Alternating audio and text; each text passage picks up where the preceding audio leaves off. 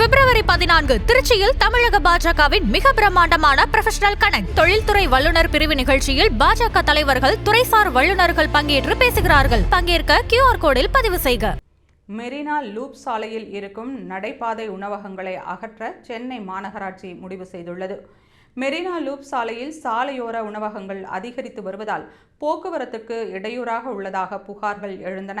ஏற்கனவே இந்த கடைகள் சாலையை ஆக்கிரமித்து நடத்தப்படுகின்றன. இப்போது அவர்கள் சீ வியூ ரெஸ்டாரண்ட்ஸ் என்ற பெயரில் மொட்டை மாடிகளில் உணவகம் அமைக்க தொடங்கியுள்ளனர். பாதசாரிகளுக்கும் கடற்கரைக்கும் வருபவர்களுக்கும் ஒதுக்கப்பட்ட இடங்களில் அந்த உணவகங்கள் நடத்தப்படுகின்றன. சென்ற வாரத்தில் மட்டும் லூப் சாலையில் குறைந்தது 4 இடங்களில் மொட்டை மாடி உணவகங்கள் தொடங்கப்பட்டுள்ளன. அவை தகுந்த பாதுகாப்பு நடைமுறையை பின்பற்றாமல் ஒற்றை செங்கல் கட்டிடத்தின் மீது கட்டப்பட்டுள்ளதால் மிகவும் ஆபத்தானவை என்று புகார் எழுந்துள்ளது. அந்த கட்டிடங்களுக்கு சென்னை மாநகராட்சியிடமிருந்து எந்தவித அனுமதியும் பெறப்படவில்லை என்றும் கூறப்படுகிறது. மேலும் அந்த கடைகள் இந்திய உணவு பாதுகாப்பு மற்றும் தர நிர்ணய ஆணையத்தின் உரிமம் இல்லாமல் செயல்பட்டு வருகின்றன.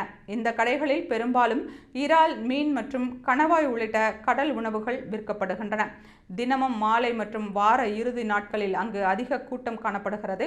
ஒவ்வொரு கடையிலும் வார நாட்களில் ஒரு நாளைக்கு சுமார் 50,000 ரூபாய் மற்றும் வார இறுதி நாட்களில் 1 லட்சம் ரூபாய்க்கும் அதிகமாக வருமானம் கிடைக்கிறது.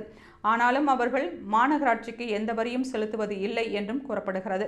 இதுகுறித்து சென்னை மாநகராட்சியின் துணை மேயர் மகேஷ்குமார் கூறுகையில், மெரினா லூப் சாலையில் இருக்கும் கடைகளுக்கு விரைவில் நோட்டீஸ் வழங்கப்பட்டு வணிக வரியும் வசூலிக்கப்படும் என்று கூறினார். மேலும் மயிலாப்பூர் பகுதியில் விரைவில் ஒரு ஃபுட் கோர்ட் அமைக்க திட்டமிட்டுள்ளதாகவும் அந்த கடைகள் அனைத்தும் விரைவில் அங்கு மாற்றப்படும் என்றும் தகவல் வெளியாகியுள்ளது.